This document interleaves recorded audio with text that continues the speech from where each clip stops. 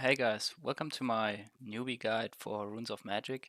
I will teach you some tips and tricks that will help you get into the game, and I will also show you some stuff that the game does not teach you, and it will provide some approaches to level quick and to be efficient in the game and not waste any time. To start, I recommend upgrading your gear very early so you get some white gear that has durability above 100 and you get some cheap stats on it. This is not very expensive and can be done pretty easily with help of the auction house and some other guide I will provide you. I will provide the link in the description and also in this video, and you can upgrade your leveling gear pretty easily with that to tier 6 and add some stats to the items that will help you up to roughly level 60, and from then on you can use the questing gear.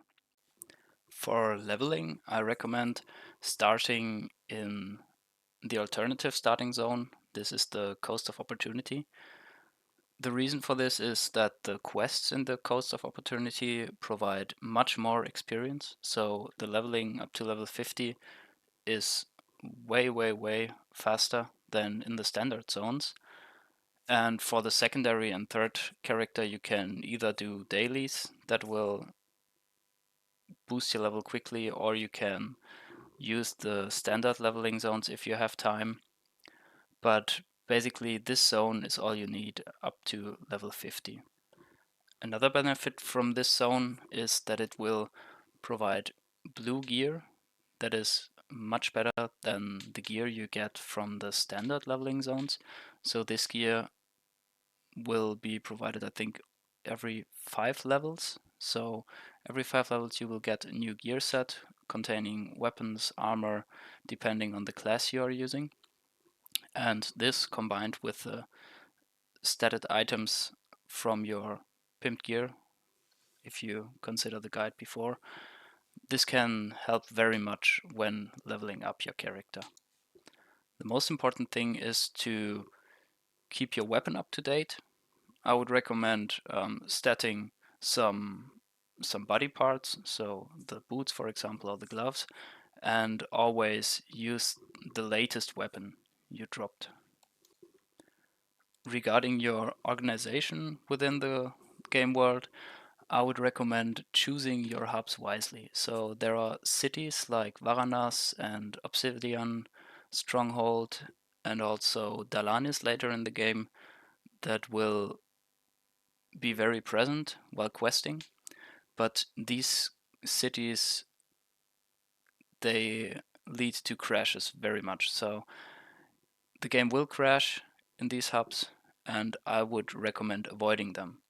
And another downside of these big hubs like Varanas and Dalanis is that the way from the bank to the auction house and to the merchants is very long. So if you choose hubs like Loga or Silverfall, then the path you have to run from the bank to the auction house is much shorter, and you also experience less crashes. So this is a pretty straightforward workaround. Also, the Hefner camp on the Coast of Opportunity provides a very great hub with short ways, and you can also do some dailies there. So I would recommend choosing these hubs instead of the big cities. The next tip refers to your inventory and your bank space. So this is very limited if you are a free-to-play player. If you don't expand the inventory by using diamonds, you are restricted pretty early. So everything that is not soulbound can alternatively be stored on alternative characters. So you can create 3 to 4 characters, and these can be only used as bank jars, and they can always be accessed with an add-on that is called Inventory Viewer. I will link this in the description, and you can also access the inventory from these characters from your main character. The only thing you can't do is move items in their inventory. One thing you will experience very often when questing is backtracking. So I would recommend to always have a mount on hand. One way to do this is to use horse rental tickets. By right-clicking the ticket, you get a rented mount for a random duration.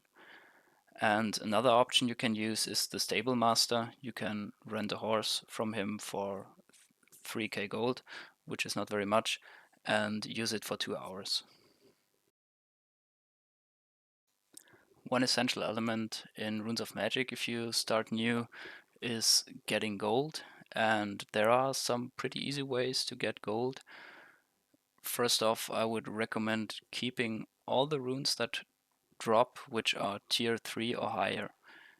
In the auction house you can see that these runes they sell for between 1k and 10k each, and later on, starting with level 40, 50, you will get pretty many tier 3 runes and you will hit level 50 pretty easily.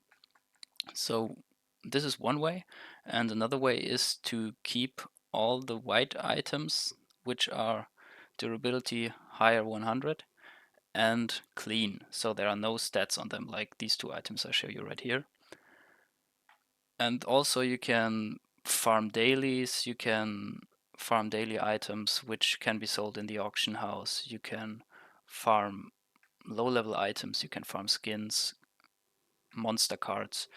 These are things that can be done starting from level 1, so you can make gold pretty easily starting from level 1, but I would recommend leveling pretty fast.